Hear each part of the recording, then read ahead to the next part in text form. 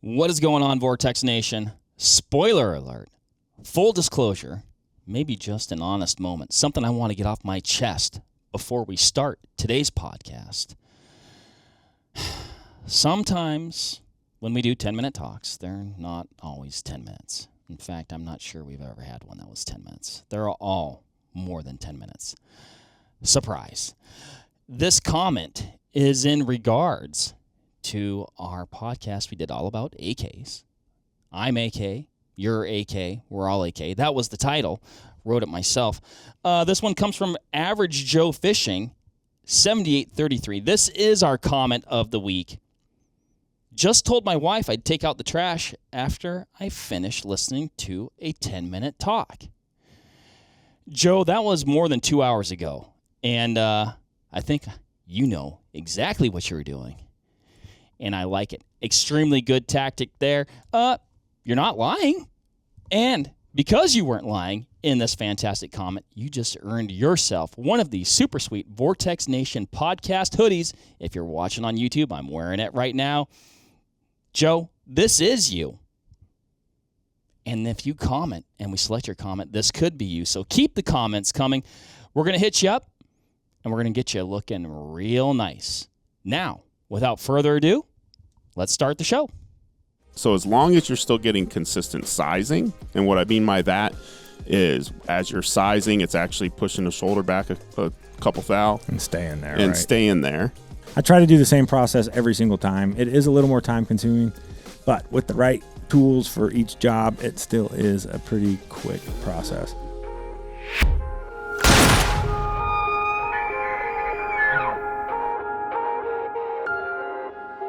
What is up, everybody? Mark on the mic here, joined by Mr. Tucker Schmidt and Mr. Scott Parks, sitting across from me right now in real life.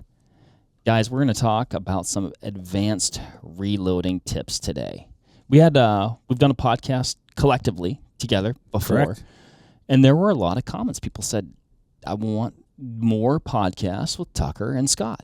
I feel like you're making that up, but we'll take it. Yeah. This is you can go back and look for Okay. yourself. Okay. There was one person that said it. It was probably Schmark Boardman. I thought it was you guys. I like that person. You're like, I don't want to be here. What are you talking about? No, we always have good times. Oh, Yeah. And by I'm offended I don't get invited to more, quite honestly. Yeah. well, maybe if you'd come up every once in a while. You always have the on-air sticker on. We can't come in, Mark. Yeah, that's kind of point. a strategy. If this was the spaghetti shootout, we would have just got a point. Yeah, I take a lot of naps. Kind of a slam dunk. Advanced reloading tips. Like, I guess where I was going with that, and I know you and I talked a little bit, stuff that you guys have learned throughout your reloading journey that maybe are like those hidden gems that you're like, just throughout the process, you're like, oh, I've learned. Like maybe you can skip steps or just you refine your steps, and had you known something earlier, like, oh, that would have been good to know, and I would have just started doing it that way. You know? There's a lot of those along the way. I want to start with one thing, is just to be clear, this is one of those topics that there are many, many, many different ways to skin this cat. So to the guys that say that we're wrong with how we're doing it, or I want to try that, or we're just, hey, we get it. There's so many different ways to do, and in the end, it is what works for you, and obviously try not to blow yourself up, which is That's pretty hard to important. do. That's important. That's probably step one.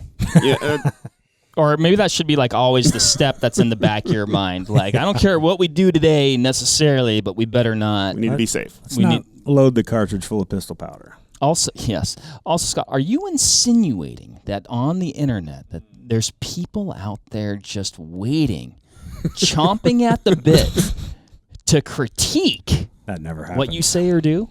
Wrong. I mean, I think there's people that have a difference of opinion for sure. BC. Fair enough. Yeah, I've heard that exist. Okay, this is what I know about reloading, which is very little. But here's what I know. I actually probably learned from you guys. But I mean, we've got powder. Powder selection, measuring, very important. We've got brass prep, case prep. We did the podcast on annealing. And again, even there, like you talk about, we got two, in my opinion, experts, right, with different methodologies when it comes to that, right? So I mean, your example comes to life just even in this room, Absolutely. Scott. You got the primer. When you are shooting and testing your loads, you're looking for pressure and things like that. Expedience, right? Just like efficiency. That's a big one. And then, is there a way to make it less tedious? I think there are one. some sadomasochists out there that just truly enjoy sitting in front of the press. That's a good word. I'm going to give credit where credit's due.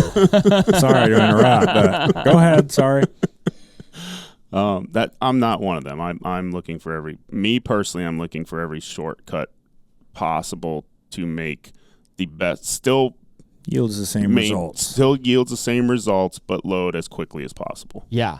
That's what most people chase. Once you get into loading 1,000, 2,000 pieces of brass at a time via single stage or similar. Or 300 rounds an hour before you need to leave for the airport. That's the wrong way to do it, but a lot do it that way. There's more people that do that than there's a lot of them. And some of them are fantastic they're busy reloaders, people. shooters. Yeah, right? We all are, absolutely. though, right? We all are.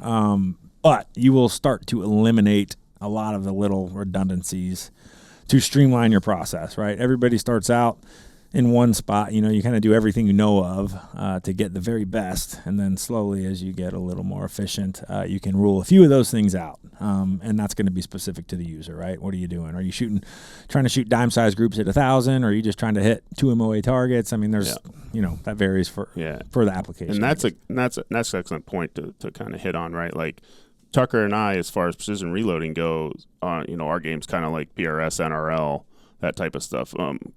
Granted, I literally just shot my first match this weekend for the first time in 5 years. When it super fantastic. And when I say I finished. I wasn't last. That's good. It was definitely, besides my first match ever, it was by far my worst finish ever. But again, there's way more good shooters these days. The match was pretty similar to the way it used to be. There wasn't much change there. Talent pool's gotten a lot stronger. Talent pool is, yes. Yeah. There's a lot of information out there on this topic, as well as like what bag to buy, what gun to buy. You can buy pre-fit barrels. Like, things are streamlined and information is easier to access by things like this podcast or others, right? That's a cool thing. Yeah. And I forgot my point I was going to. I was going off of something you said, and I forgot what that was now. So I said per application, reloading for the application. Oh, needed. yes. So our game is like what I said, PRS, NRL, precision shooting, so to speak, right? So if you got, say, a world-class bench rest shooter in here, you're going to get different answers. Sure. Because it's a different game.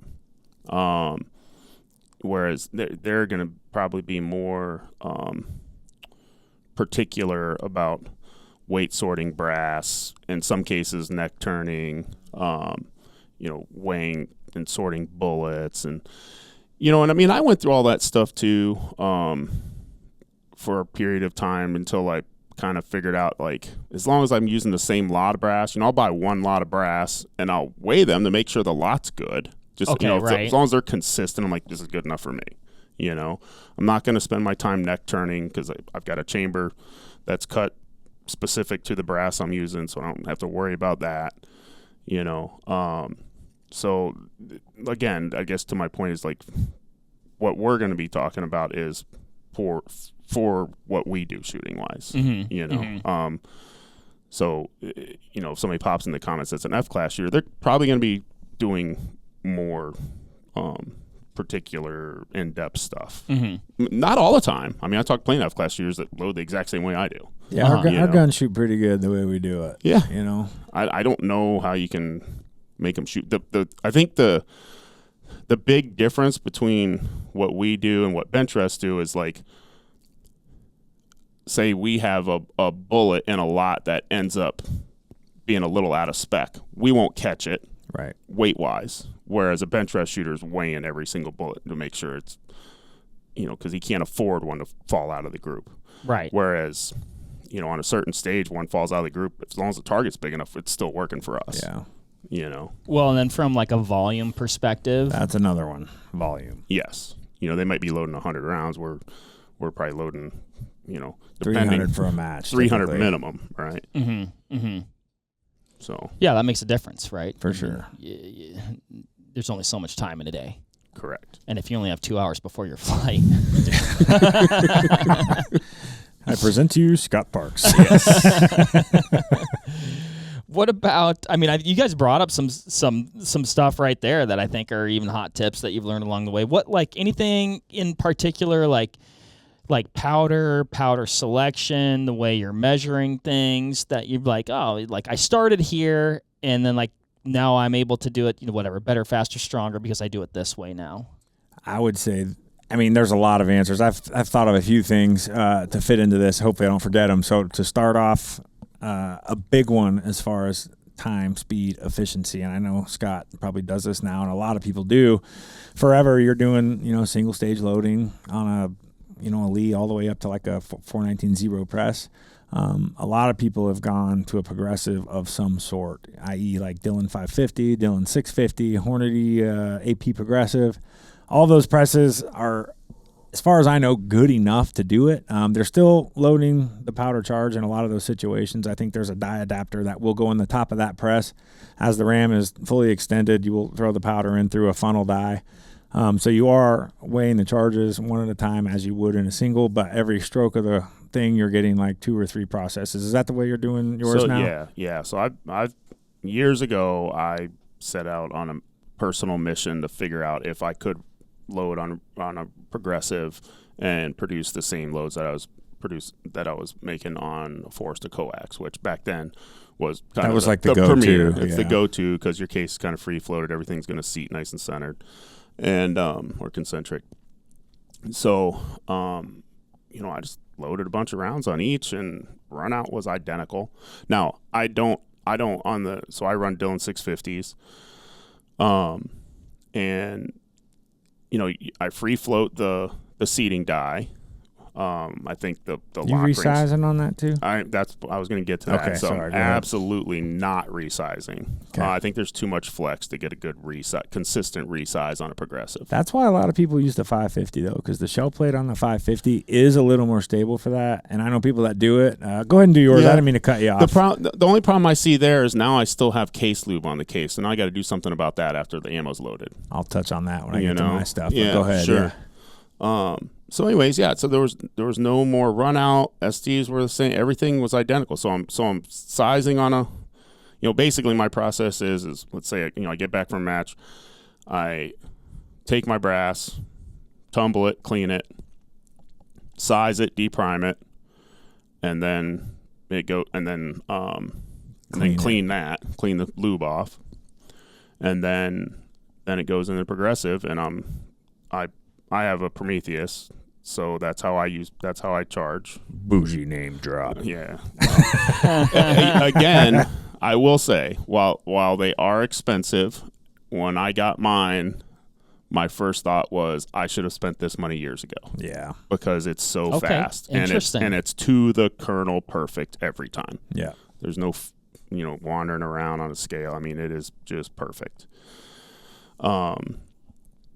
So yeah, and then I'm seating with a floated seating die. So you're priming on there too, right? Priming, charging, seating. And seating. So that, Yeah. that alone streamlines that process a lot. And automatic case feeder. You're right. That goes with the Dillon. Yes. Yeah, I've been down that road as well. I ended up doing things a little bit differently. To Scott's point, I run 2 of the FX 120 scales with the V3 auto trickler. The same thing, very, very fast. Is a little more cost affordable than the Prometheus. Still an expensive, like a premium item. With 2 of them, I'm charging 8 to 10 seconds per round. It's very fast. So I'm dumping one, the other one's full. I'm dumping, and I just kind of load them all at a time that way. Yeah, and the Prometheus outruns me on the progressive. Yeah, the charge is waiting on me. Basically, Oh, wow. I'm not waiting on it. Yeah, I've never used that one, but I know it's very good, and it's about $5,000, right? Somewhere They in were that much. ballpark. I don't know what I don't even know. I'd have to call brand to see how much they are now. I think the last number I heard was around 442. I know Back it's in when that I got ballpark. Mine, it was like 28. Yeah. So Which was a long time ago. The FX 120 with the V3, or now there's a V4. I think it runs around $1,200-ish, give or take for sure.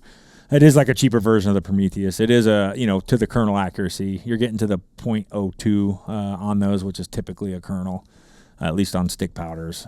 So either one of those options are very, very good for efficiency and accuracy, right? Those are like two huge things when it comes to reloading. And there's some other options out too these days that are pretty damn good. The Match Master from RTBS is extremely good, and I think there is another one that dropped as well. That's what I'm thinking of. I can't think of the damn name. Yeah, I've seen it as well. And there's a couple add-ons for the V3s and stuff like that too, like little disc that shoot out kernels. I mean, there's a lot of good options. If you kind of stay in that ballpark, you're going to spend some money, but you're going to shrink the time down you're sitting at the reloading bench is kind of what we're all chasing. For sure. Yeah, I mean, that is definitely, if I reloaded. You're going to, Mark. I mean, well, but a big reason why I don't, time, right? Like, and it's like, how do you pick what you want to do with your time? I'll tell you the other thing right now, like, if you count your time, you're not saving any money reloading these days. No. With the price of primers and powder, like, I don't know, man. I struggle with that because, I mean, a cartridge, like, what's your 300 win short? $250, $3 a round, something like that. When you get up into those, I guess, or even a 6.5 Creedmoor, even as box of ammo could be $100. Yeah, true. I guess ammo's gone up a good bit. That's too, the thing, right? So I mean, you have the brass, the time. I mean, it's time. Time's hard to come by, especially as you get more responsibilities and kids and all the things, but it's still going to save you a handful of money, especially now with some of the prices. And for the most part, you should still be able to get hand loads to shoot better than most factory ammo. There are some exceptions, lot to lot, that are, I mean, like I've had some really good luck with 6 Creedmoor factory Hornady ammo. But it's not every lot. I've won a handful of PRS matches, 2-day matches with factory ammo. So factory ammo is a valid option if you just don't have time, you have a little extra money. We're talking about money savings. It's funny. If you go buy the things that we're talking about, you're not saving any money. Right. So there is a yin to the yang, you know what I mean? Yeah. For sure. But you will get pristine ammo as long as you follow the steps pretty much every time. Going back to not necessarily like the recreational side, but just like a self-sufficiency side, though. Like that's cool too. That would be cool to be like, yeah, dude, if I need to make some ammo, I can make some ammo. Yeah, what happened in 2020? Who was buying ammo then? I had ammo. Yeah. A lot of people did not. Right. Right. Just your supply and demand, you're kind of stuck with what's on the shelf, and a lot of times it's not there nowadays, which is unfortunate, but seems like things are kind of coming back a little. Yeah, and I think there's an ebb and flow, but where do you want to get caught? And even just like I don't know, like it's kind of like being able to work, which I can't do that either. Work on my own truck. Yeah. Right? Well, here's a good example, right? Like how to freaking process a deer. Sure. I don't. Scott, that's just it's pretty sad. That's it. Now, my excuse is I grew up in Florida. I did too. Oh, dang. Oh, what luck. I grew up in Southwest Florida. We get the other guy at Vortex that's from Florida. I know how to flay fish. That's good. Oh, hey. I know how to catch and flay fish. That's the other half. Well, if we get in a pickle, Scott, you can make me some ammo and I'll break down the deer. Boom. That's that's kind of a good segue too, as far as like stuff to buy, efficiency and things like that. When you're shopping, unless you're just trying to be a very small amount hobbyist, right? For the guy that can go spend $100 on a Lee and like the little hand powder measures, like you can do all that, and there's nothing wrong with it. You can make good ammo that way. That's how most people start. It's just going to take you an eternity. So if you can swing it when you're starting, try to get the thing that you want later, right? That would be my thing, because I've had all the presses, not realistically, but I've had a lot. Started out with a Lee Progressive, whatever that name of that thing is. It's a $250 Progressive press, plastic parts. It's really good for what it is. It's just an inexpensive way to start. But then I go to a Dillon 550. Then I got the 650. Then I got the auto drive for the 650. Then I got a 10. And, I finally got to the thing I wanted for the mass production side. Auto drive, like an ammo bot 1050. So automated for loading pistol rounds and 223 stuff. Fantastic. Right. Yeah, let's be clear on that. I don't know if you want to load precision ammo on that. You do not. No. This is reloading tips, though. Yes. So we're going to touch on more than one, I'm guessing. Yep. See? Yep. So that thing's making... Yeah, was this advanced reloading or advanced precision reloading? Just advanced reloading is what I saw. Okay, perfect. Boom. All right, then. So but this thing, obviously speak to your expertise. Yeah, right. You know. So I've shot USPSA for a long time, millions of rounds over the years, and if I had to load those suckers in one at a time, I'd still be there for like my first couple matches. You're one of those Grandmaster USPSA guys, aren't you? Yeah, that's what they say in open division. Yeah. Wow. Fantastic. So I've loaded. I didn't know that. I appreciate that. So I've loaded a ton of ammo in the pistol round. Kind of threw that in there in case somebody was going to doubt that you've loaded a million rounds. I'm like, well, that's about what it takes to get there. It's about what it takes. Unless you're really gaming the system. You're right, which happens as well. Yeah. But I mean, that thing, it will load fairly easy, 1,800 rounds an hour. For pistol rounds, it's very fast. That's amazing, really. It is amazing. You put dirty brass in, you keep the powder and the primers full kind of as it's running, and 1,800 is a pretty safe number if everything's running well that you can knock out. So time versus money, like there's a lot of rounds coming out of that thing in a quick amount of time. Right, and what's that? Because a 1050 is basically with the case feeder and stuff is what, 1,800? It's about 15 to 18. Well, it's not even a 1050 anymore. Now it's an 1,100 or whatever. Yeah, I haven't kept up with it because I've had that for so long. But yeah, it's and about $1,500. And then the auto drive is. So I have the ammo bot. I think Dylan, and I hope I'm not wrong on this, but I think Dylan has purchased ammo bot from Mortabot was the name, and now it is owned by Dylan. Okay. And they are coming out with their version, which is supposed to be pretty sweet, where you can control a couple things that the ammo bot could not. Will it fit on my old 1050? The 1050, yeah, for sure. Sweet. And it's life changing. For real. I mean, it is. Scott, you just got an advanced reloading tip right boom. there. I'll figure out how to load precision ammo on it. Yeah, so Dave Preston made. I think it was Dave Preston made me like a specific drop or die for the brass tubes to fit in for a BR, and I have loaded ammo on there, and it was fine. Yeah. I just got away from it I don't know. I just felt like it wasn't right. But it was really good. Now, to be fair, the factory ammo that we were just talking good about is loaded similar. They're loaded on progressive presses. Right. I mean, now granted, they're presses, much different, and it's more like linear, not in a circle, but a little more stable. But it's still progressive press. So, I loaded like all my BR practice ammo on that, and it was fine. I loaded it way slow, a couple hundred rounds an hour. But a couple hundred rounds an hour is way faster than you can do it. Yeah.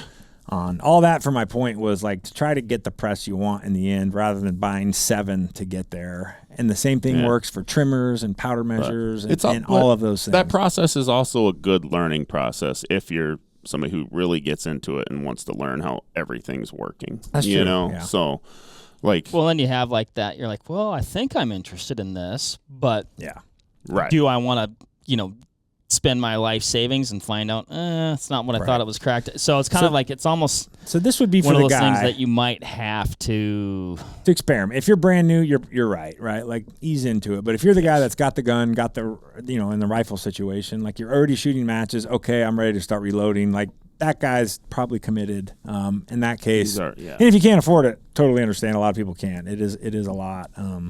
But you will save yourself some money in the long run if you just get the right stuff to start. I mean, and like if you can, it is. I mean, it's like people say the same thing, whether it's optics or whatever. And we get a lot of folks that like, I got Diamondback. You kind of go through a similar process, but. Man, then you get to those Razor UHDs, and you're like, "Oh, this is where I want to." I've already bought 3 pairs, working my way up through the line. Yeah, same thing, same principle for sure. Yeah, no doubt about it. What about brass? Anything that you guys have learned along the way? You're like, "Oh man, this is like again made my process more efficient," or maybe I used to do this, but I found I don't have to do that. I can get away with not doing that. Scott doesn't do much. I think he just takes it out of the dirt and puts ammo, put powder in it, and lets it go. Just blow on it, 5-second roll, and off you go. What, Scott? That's the worst part about when it rains is your freaking brass is muddy when you get back. That's for sure. And you got to clean it twice. But no, the one quick tip I want to throw out there is for your own safety, don't pick up range brass, especially for precision rifle stuff. I hate to keep harping on this safety stuff, but it's just not a good idea. I've seen guns blow up on the line more than once. It's just not a good idea. I mean, for a number of reasons. One, it's not safe. Two, you're gonna have different brands of brass. It's inconsistent. Even if it weighs the same, that doesn't tell you a whole lot. Yeah, there's different capacity, different right? Different case capacities. You have no idea how many firings are on. I was going to say the life cycle of it. Like, it could have been left out there for a reason. Yeah, right. Exactly. I mean, like It I can tell you, usually if I'm leaving brass on the range, I left it there because it was done. Yeah, you know? that's most shooters when it comes to long range stuff, Yeah. right? They're going to pick up their pristine brass. Exactly. So Yeah, but to touch on your point, maybe something that can save you some time. I do things a little different. Like you were saying, you get your brass, you wash it, you oil it, then wash it again.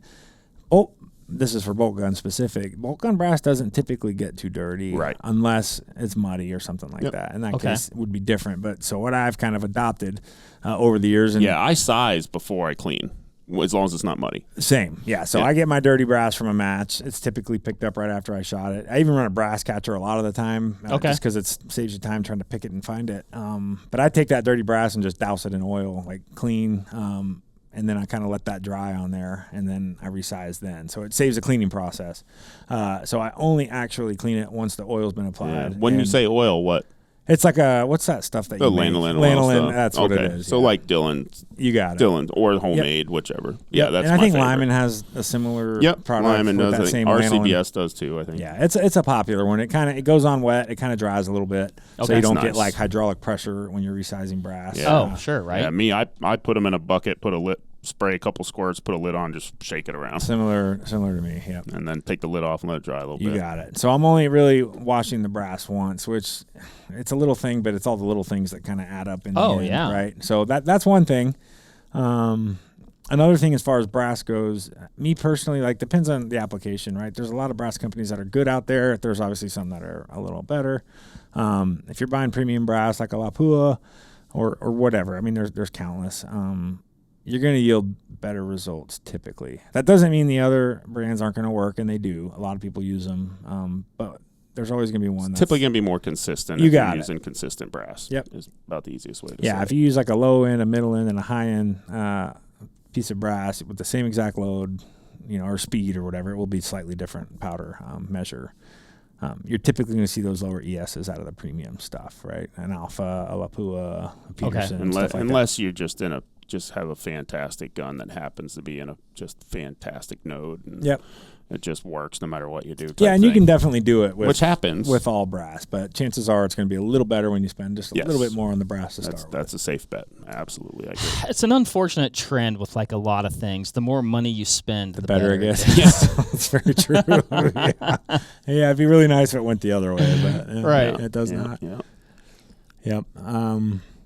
I guess another thing that comes with brass, as far as brass prep, is like trimming the brass.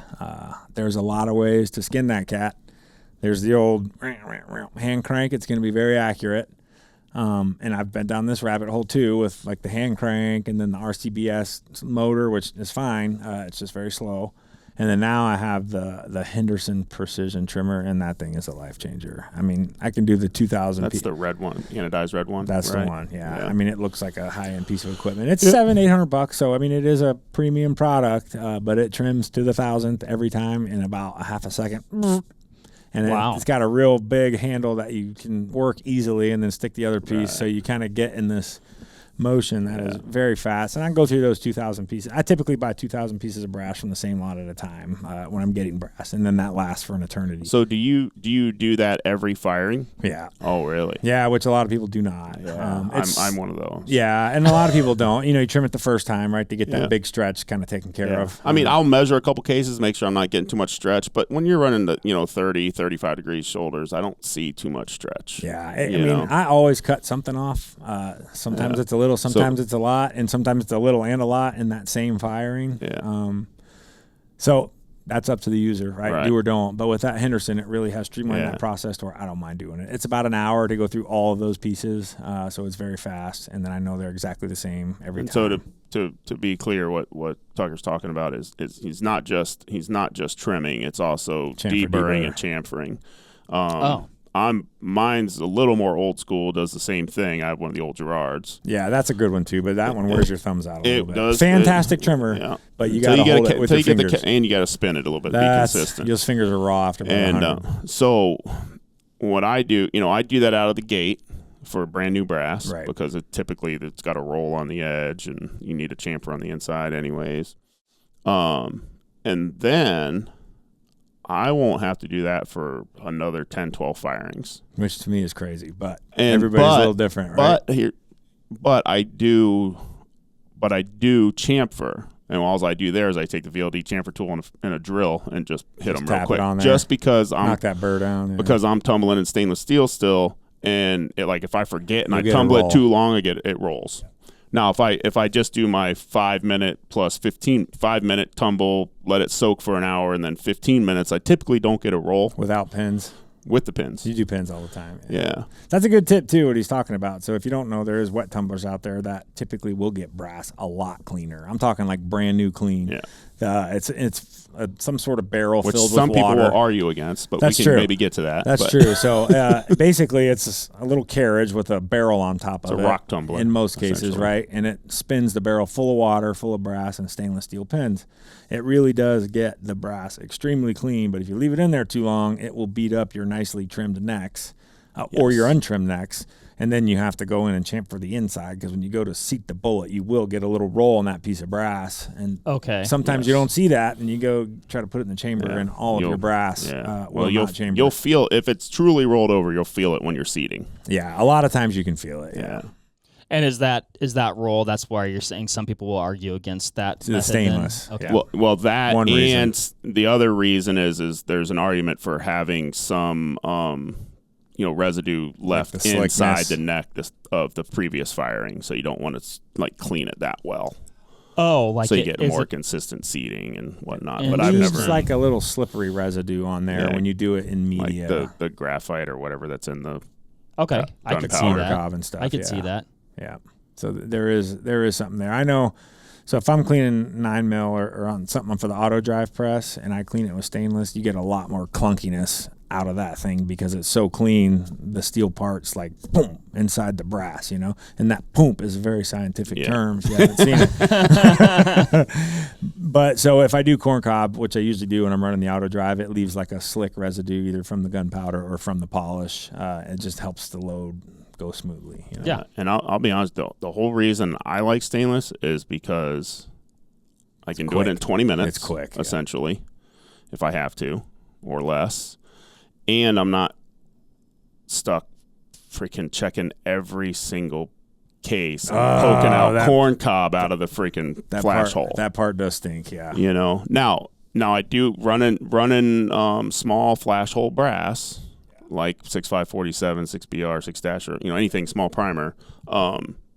The steel pins, every once in a while you can get multiples of those wedged in, and you don't want to shoot one of those down the barrel. You don't want to do that, So basically, as I'm picking up my brass after it dries, I'm just picking them up, primer pocket facing me, and just glancing at them real quick. Okay. Yeah, and there might be 1 out of 200 that have that happen. And the other way to combat that is, and it's people argue against this as well, but you can clean it with the primer still in it. You could do that. That way you don't get corncob or steel pins stuck in the hole. But then you got to clean again after you size. You're not cleaning the primer pocket. Right. And you got to clean them again after you size. Correct. How critical is cleaning that primer pocket? I think it's going to vary. I think it's going to vary depending on who you ask. I don't think it's important. I don't think the it's primer keeps it pretty clean. You do get some carbon buildup in there now, after a while. there might be some bench rest shooters rolling over. You guys are crazy right now. But for what I've done, it doesn't seem to matter. I've done both and noticed negligible difference. So skip that step for me. You guys are going to have spray paint on your house. It is important to clean the primer pocket. Clean your primer pocket. Make reloading great again. Okay. We talked about this before, but I think we did a whole podcast on it. Annealing. I'll let Tucker hit it. Let's talk about what annealing is. And we actually have some wild examples from we've got some sacrificial cases over there. Sec.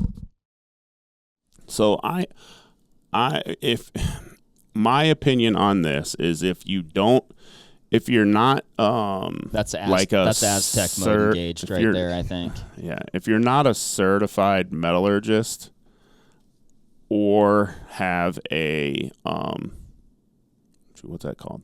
The New Zealand the amp annealer. Yeah, that's what we did these with. Correct. You know, so if you don't have one of those or are a certified metallurgist, I think you got about a 50-50 chance of hurting your brass more than you do helping it by annealing. I don't like those odds. So you ask kind of what it is. Basically, anytime you move brass or metal around more than once, whether you're sizing it, shooting it, whatever, it will work harden. So what annealing is you heat it up 750 degrees Fahrenheit to re-soften the metal is what you're doing to prevent cracking and stuff like that in the brass. And consistency for sizing. All of that, yep. It's funny because when we did the last podcast, I had an Annealese, and it is a timed hopper flame annealer. I have since went with the New Zealand boys and got one of those amp annealers, and the thing is fantastic. I got the little robot with it. Boop. Yeah. So I turned my case feeder around on my Dillon, and I let it drop it right into the little robot, and it just feeds it, and it's incredible. It's perfect every time. That's kind of the thing. And what you see here is a couple of these. Mark mentioned Aztec mode, right? You're testing the brass to figure out, it's a computer that does it. It's an induction style annealer, so it uses Voodoo to work. I don't know how it works, but it heats the brass up till it melts, and then it knows where that brass. Then it creates a program. It creates a profile. Yep, for exactly. that brass. You got it. So then you have your number you dial in for that specific type of brass. You do sacrifice a piece, which is a timer. You got when it. It comes down to it. Yeah. Right. Yeah, so the end result, this is part of the process. This is not what your end product will look like. That's not what you want, yeah. You've gone too far. That's right. But that's just like Tucker said, the sacrificial case determining where it needs to be set at, which the device does that kind of all on its own. It's pretty straightforward. Yeah, and then you kind of touched on it. We touched on this on the last podcast, right? Like everybody's a little different. I do it every single time because now the process is very easy. All I have to do is load it up and let it go.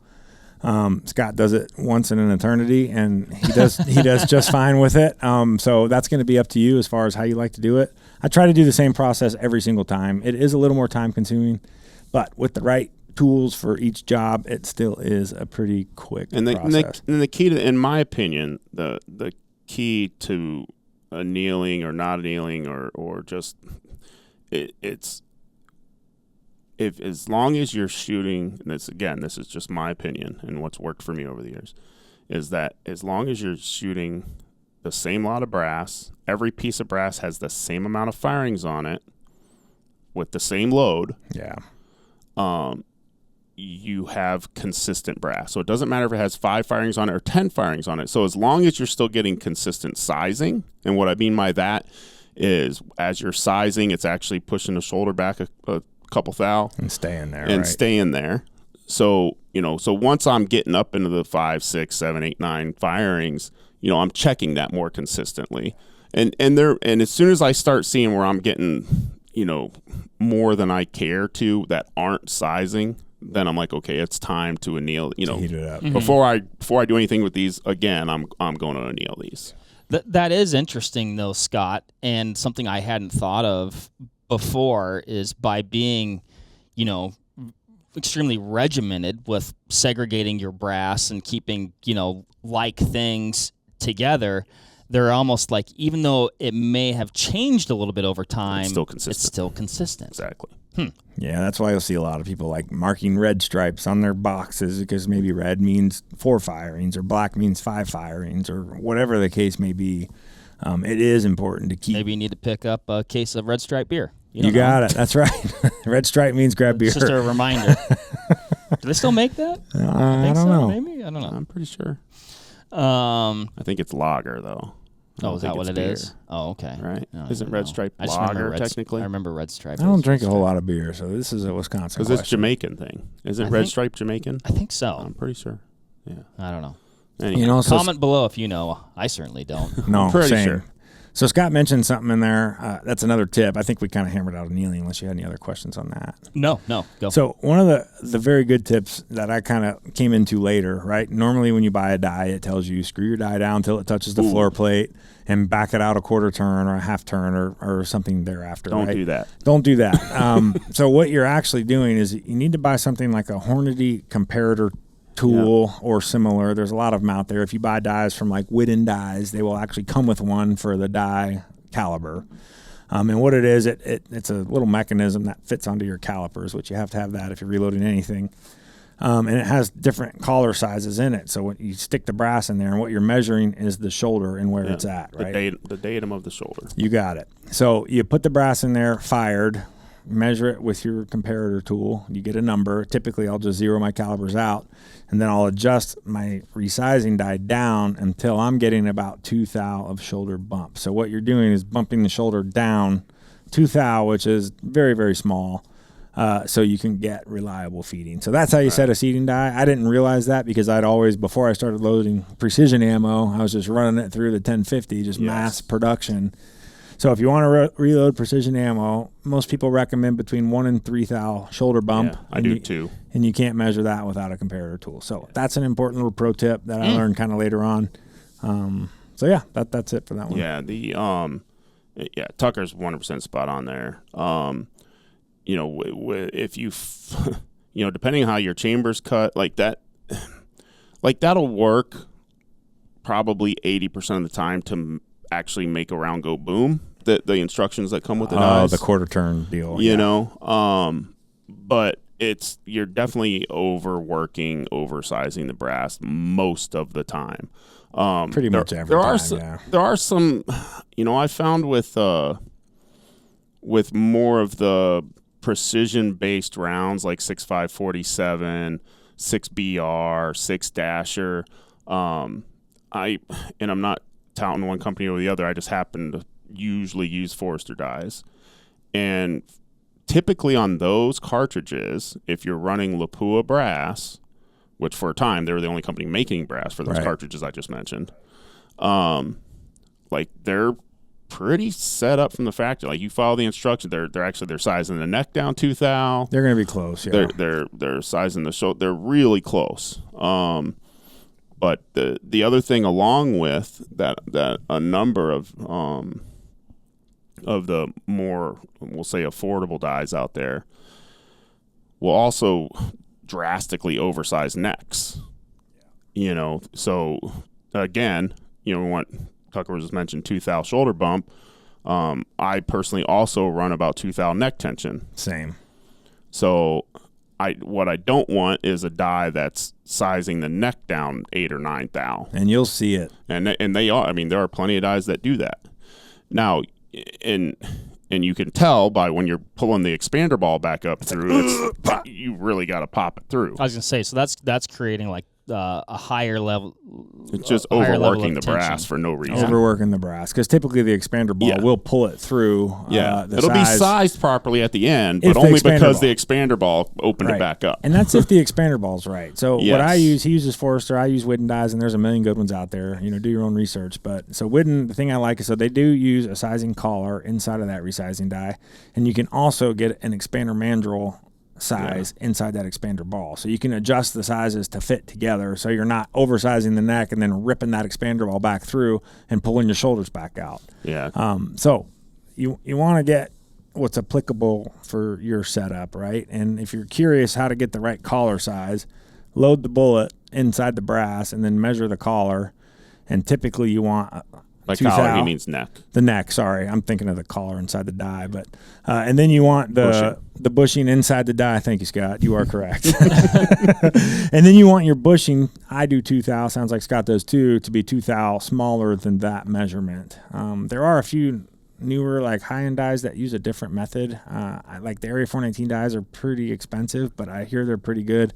And you don't need the bushings and stuff like that, I think. Yeah, I'm not a fan of bushing dies, strictly because I like, there's a tolerance that bushing can move around. It doesn't necessarily do anything as long as your brass is good from the get-go. But I just like the fact that I know I'm resizing the whole case. So I'm never going to... I'm typically not going to develop a donut from using the bushing dies, which isn't I think that's a you thing, right? So I use the titanium bushings from Whitten, I think. and they're very, very good. They do Yeah, float maybe around they there go- a little bit, but they do right. self-center as They the may brass go, is going and maybe through. the wooden bushings seat or size a little farther down Yeah. than the bushings that I've used in the past. Yeah. But typically, what I do is I buy the Forester dies, and then I go through and measure, and then I send it back to Forester, and then they custom hone the neck if it needs it. Yeah, that's a good option. Then you get exactly what you want. Right. So it's essentially a custom, and they don't charge much. They used to charge, 10, 15 years ago, I think they only charged like $12. Now I think I saw on their website it's like maybe 18 or 20. I hope I'm not quit. Sorry, Forester. Well, Scott Parks told me. Yeah, that's right. But that's a cool. I mean, both accomplish the same goal. Exactly. The cool thing about the bushings, if you ever get a different lot or a different brand of brass, you can just kind of change the bushings out versus having another die made. Both accomplish the same thing. 100%. Now I do run like with cartridges that I'm just kind of tinkering with that I'm almost never going to shoot in a match. Yeah. 6.284, whatever. Yeah. I absolutely get bushing dies because I have no idea what that thing's going to end up being, and I don't want to spend the time or effort to get any custom work done. Gotcha. I guess the point, so with the bushing die, make sure you can get an expander mandrel that matches the bushing. Otherwise, you get it nice to the size you want with the bushing, then you pull the mandrel through, and it ruins what you just did with your bushing. Typically, once you're sizing the neck to what you want, the only thing that mandrel should be doing is straightening out a bent neck. Like if you had a dent, you got it.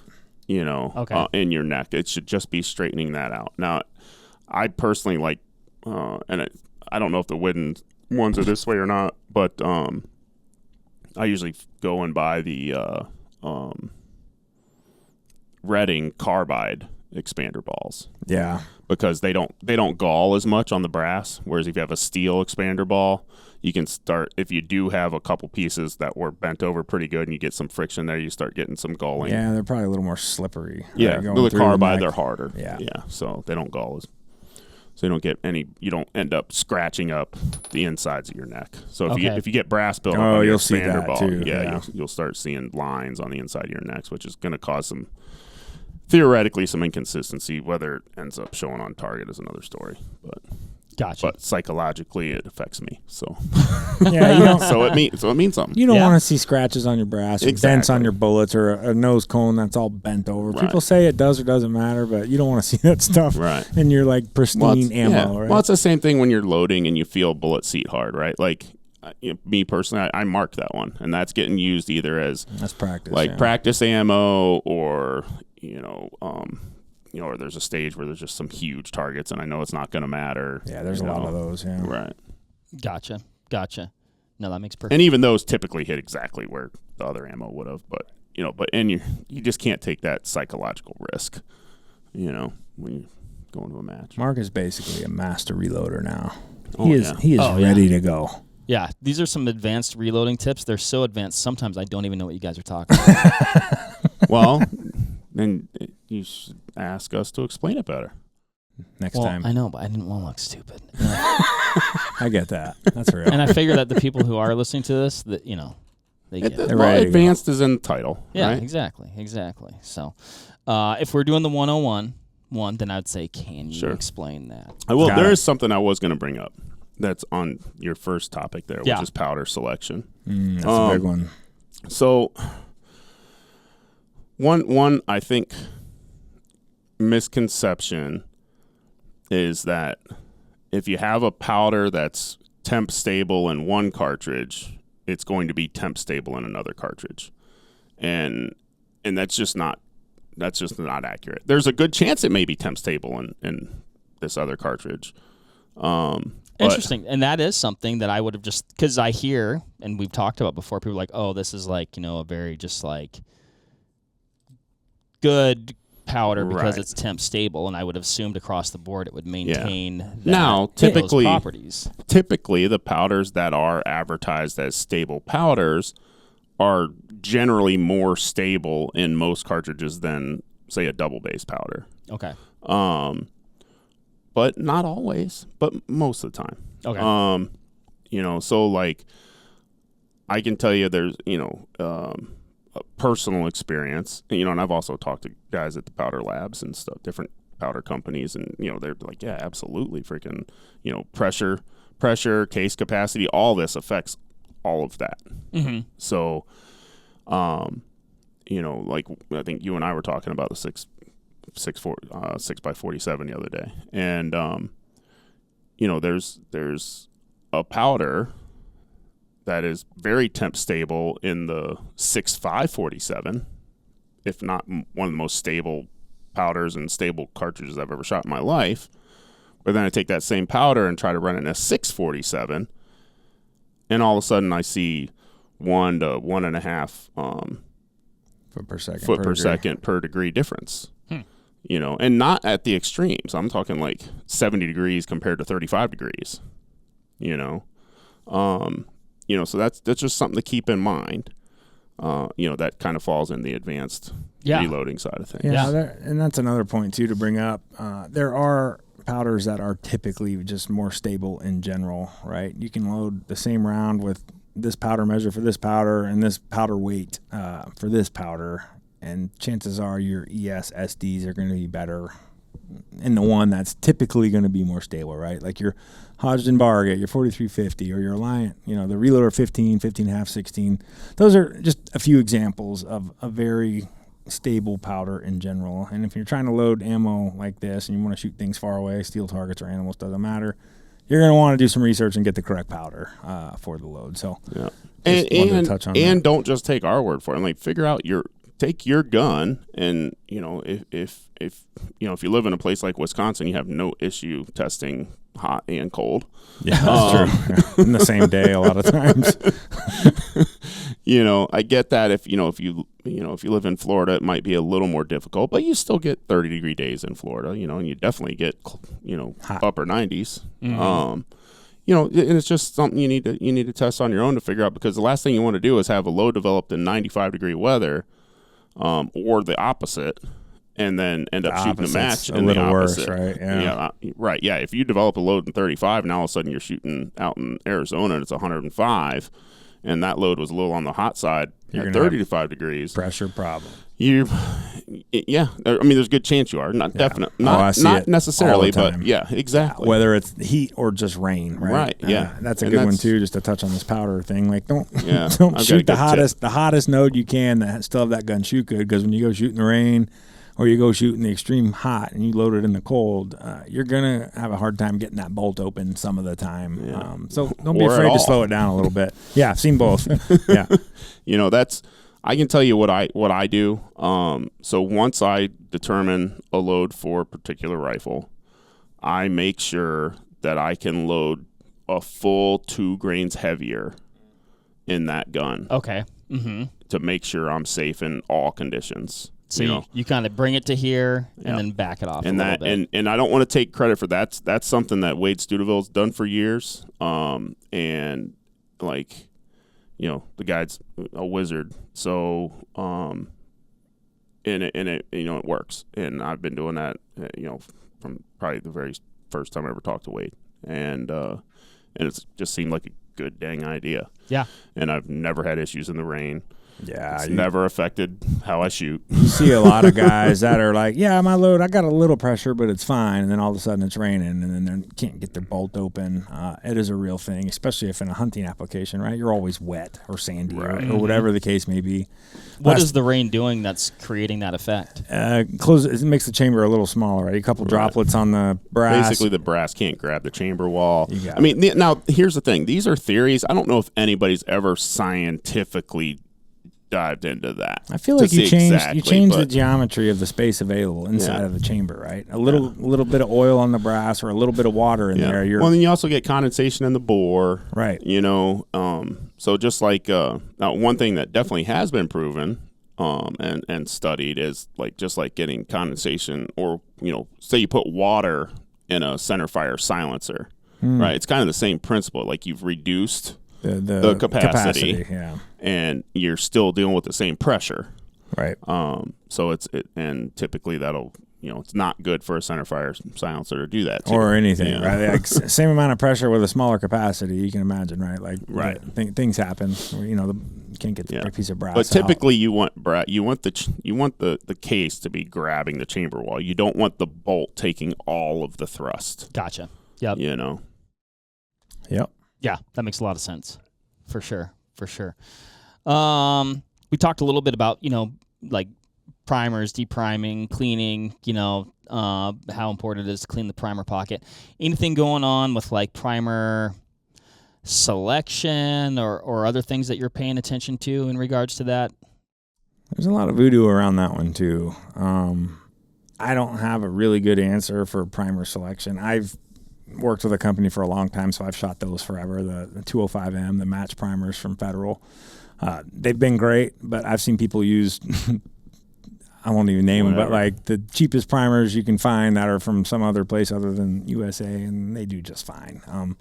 I've also heard people say, my gun was shooting really bad or crappy or bad numbers or whatever. I switched the primers and it was fine. I've never experienced that, but I have heard.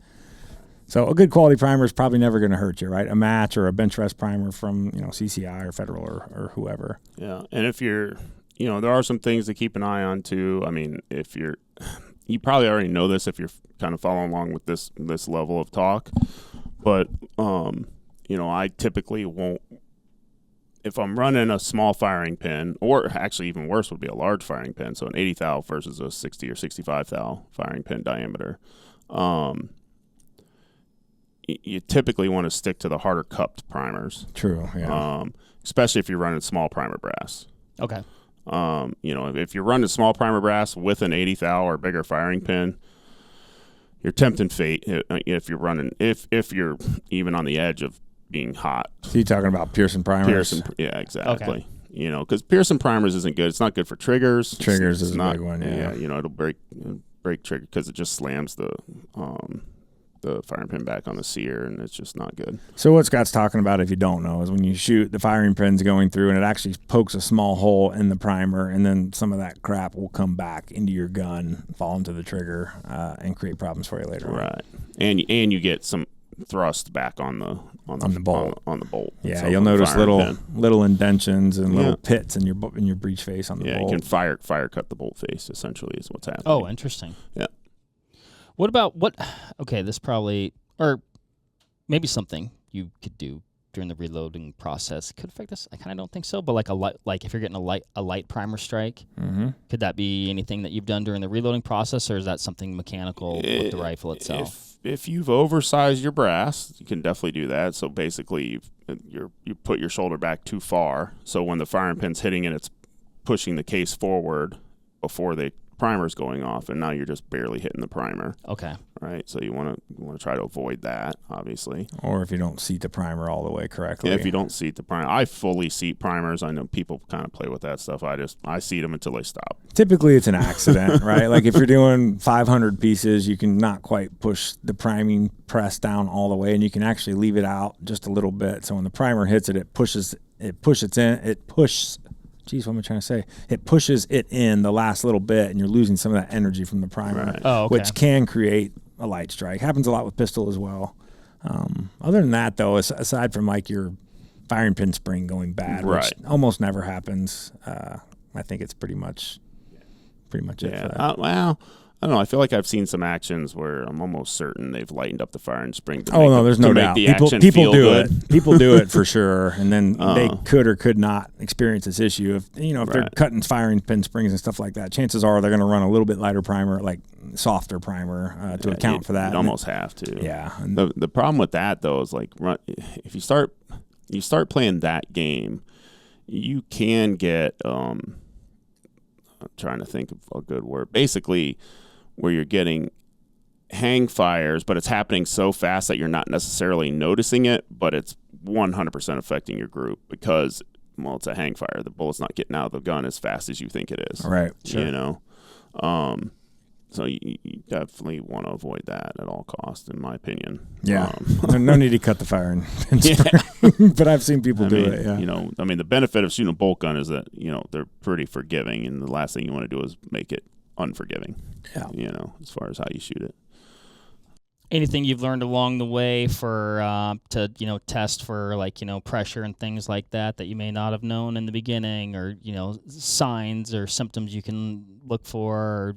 So, yes, actually. One thing that I've noticed is if you're running some good quality, there are some. Well, let's just say, like, specifically Lapua brass. In my experience, more so with 6547 brass, is if you're running a lighter load, so lower velocity, it sometimes will give you ejector swipes, because my theory is that the case is strong enough that it's not expanding enough to grab the chamber wall. Oh, so sure. It's actually going all back on the bolt, and you're actually getting ejector marks. And so I've seen guys run it, they think they're running into pressure at extremely low velocities. Right, which would leave you scratching your head and drive you nuts.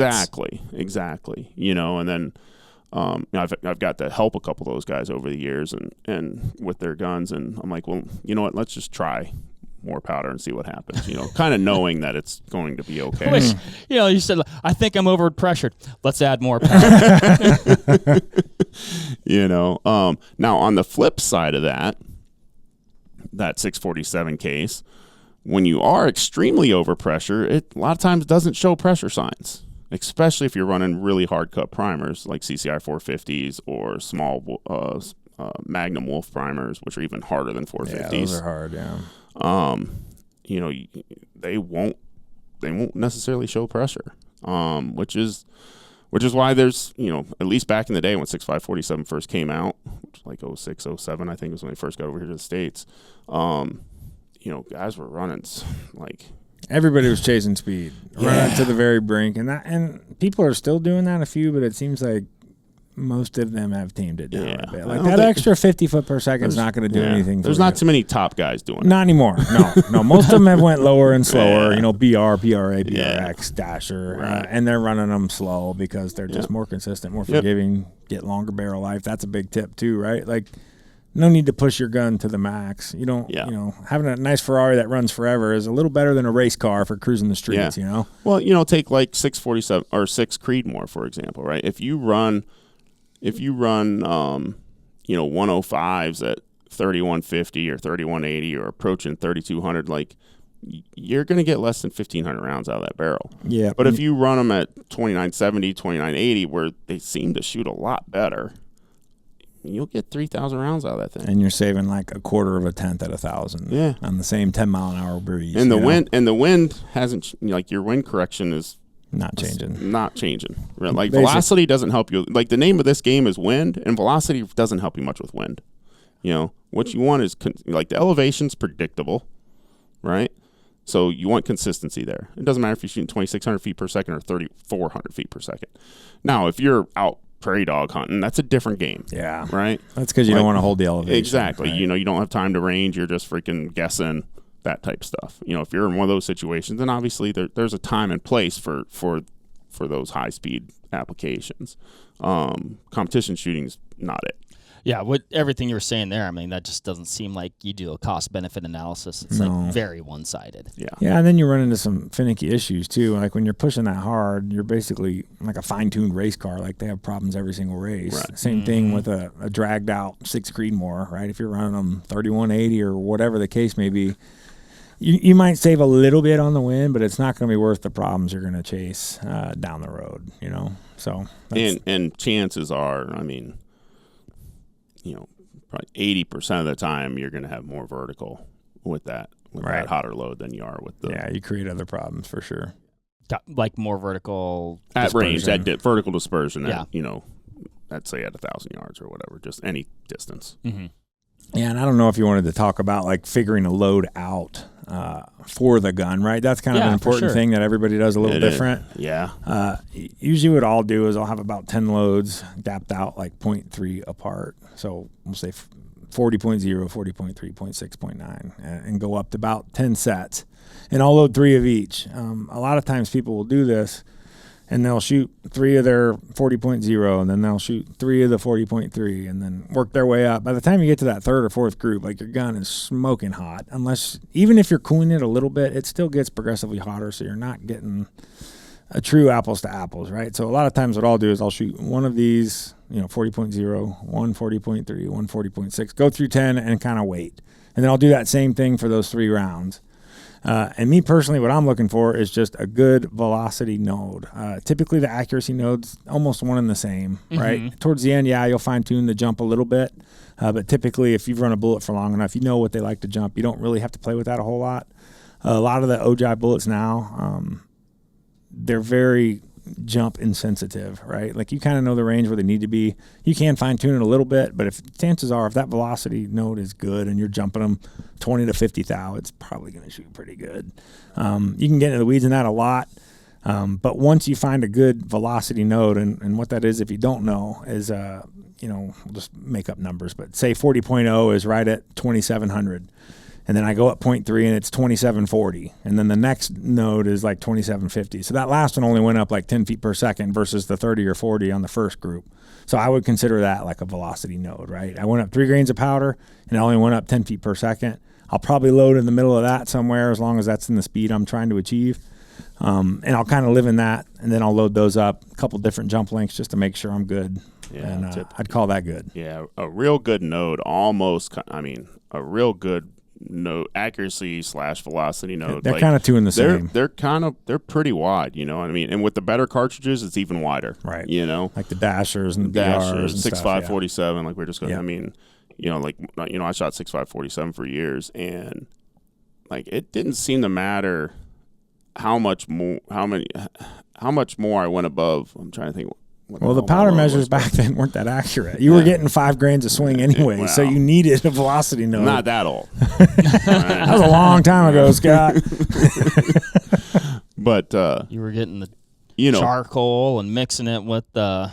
Well, up to not too long ago, they were still using like triple beam scales. Like they're accurate if you want to be patient and pick 1 or 2 kernels at a time. I mean, even the Charge Masters. Those were pretty good. They've been out at this point. But those are 0.3. Close to 30 Those are years, 0.3 up or down, man. Put it on your Prometheus, you'll see. Because I had 4. Oh, they float around. I had 4 Charge Masters, and that's what I did. Constantly calibrating. And then if you put it against like your FX or your Prometheus, you're going to see 0.3 swing at least. So that's another reason you want to be in that node, right? Yeah. A little more forgiving that way. Now, if we want to make some, actually, I want to get back to jumping, but I want to tell the story real quick. When I have some bench rest guys rolling over in their graves, when I shoot 223, I actually throw powder with the Dillon powder topper. Oh, I do that for sure. And what I found, because like I was doing it for practice, and I'm like, this stuff just shoots too good. And I was weighing them every once in a while, and they were never more than a tenth off. Yeah, that's my low was like 24.7 of 8208. Yeah, that's a good. Now measure. I will say, if you get much bigger kernels than like 8208, they don't like the stick powder. They don't like it. Right. But when with 8208, 4895, 4198 benchmark, the smaller stick powders, man, they throw out of that Dillon fantastically. Yeah. The big ones do not. Varget, the big ones don't. Yeah, Varget's just too big. Yep. It just gets to right there. It's just too big. But I found it throws powder more consistent than it does. It throws the smaller stick powders more consistent than it does ball powders. Ball powder, yeah. Yeah, I've loaded a lot of Precision 223 on that 1050. Dude, when I was shooting TAC, that first year TAC division, when I switched over to 223, every freaking round I loaded was with the with the Dillon powder thrower, because good. I loaded up 20 rounds on my Prometheus, 20 rounds with the Dillon powder thrower, and went to the range and chronoed them all. And this is just by chance. It's a fluke, yeah. It was a fluke, but they were both extremely tight. I mean, extreme spreads were single digits on both of them. That's good ammo. And it just so happened that the Dillon was a little better, which is a fluke. I mean, because I'm running Lake City brass, and it just jumping. What are you going to say? Well, I was going to say, what's the number you typically like? Say you got a brand new bullet, how much are you jumping? Depends on the bullet. I mean, if it's like a burger hybrid, like a 20. Yeah. So 20 to 30 is usually good. I typically start at 10. I can tell you, like, I don't know, with the 115 D-Tax, I'm I'm 30 like on at those. I'm like at 20, 25 Yeah. on those, somewhere in there. Yeah, about You the same. know? Yeah. The only reason because there's obviously, again, a million ways to skin that cat, and there's a bunch of different opinions on it. But like when the burger hybrids came out, a lot of people started jumping like 50, 60, 70, 80. And they'll do it fine. Same with the A-tips. I mean, I've heard people jumping those 150. I mean, the bullets now are way better than they used to be. Yeah. The powders are better, brass is better, rifles are obviously better. You can get away with that. Some people will bump like the jump down. Like they'll load however many rounds, like 3,000 increments and jump. I'm like, what are you doing? So here's it's just, you're just kind of pissing in the wind, in my opinion, right? It's just not getting you anywhere. Right. Now here's another good little that might lead to some tips. I don't know. Is when you're determining how much you jump, how are you measuring your chamber? That's another trick, because there there are tools for it that you might do it 10 different times. You might get 10 different numbers. What I do is, and there's many ways, but I just pour a little bit of Loctite inside the case neck. I seat the bullet really carefully without the ejector and extractor in the bolt. I seat it, I close it, I let it dry, I get it out, and then I'll do that 2 or 3 times. And typically it's within a couple thou. That's the best way I've found. Yeah, so what I do is I essentially am doing the same thing. So I'm pulling out the whole firing pin assembly, pulling out the ejector. That way there's no pressure on the case. With that case, like just all I'm doing is pushing it in, right? I still leave the extractor. Or the extractor, on. yeah. The ejector and the firing pin is what I was trying to say. Yeah. And but instead of Loctite, I just bend the case neck over a little bit to get enough pressure on it. Just some slight tension on there.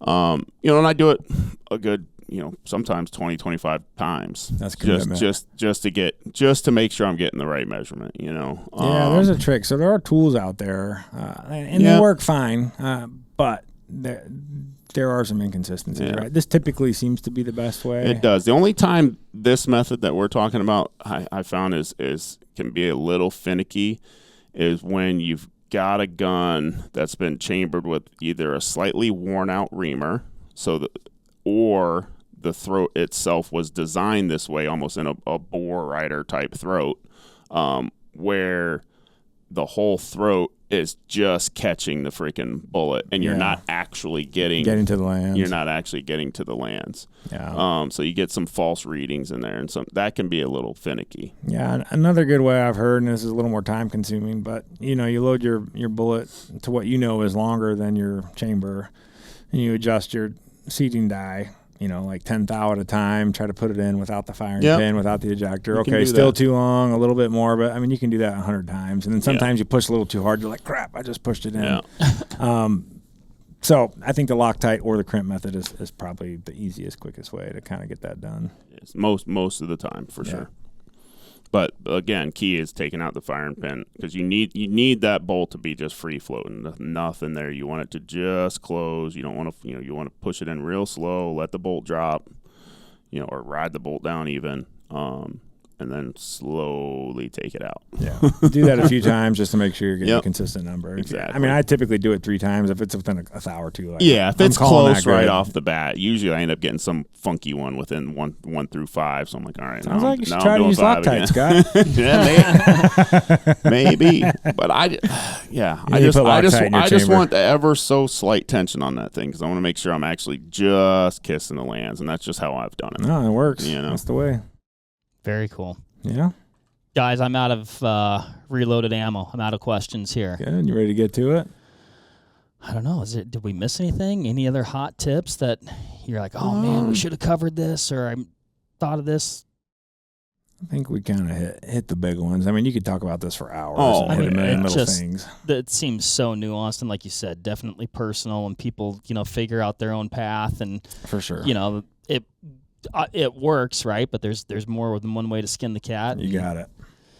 Which is so interesting to me, because it seems like there are definitely some set in rule safety things that you really shouldn't avoid or change, just like shooting, right? Mm-hmm. There's safety rules, but as long as you're doing those, there's a number of there's different ways to do things. I mean, you can size on many different kinds of presses. You can $100 or $1,200, it doesn't matter.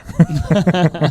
Quite honestly, I mean, and as long as you're sizing and if you could, if you measure run out and you're getting consistent sizing and Powder consistent seeding and consistent powder charge, like those are the key. So it really, as long as you're getting those, it really doesn't matter what you're using. Facts, Right. yeah. As long as you're doing things safely, Right. you're maintaining that consistency and getting what you want out of it.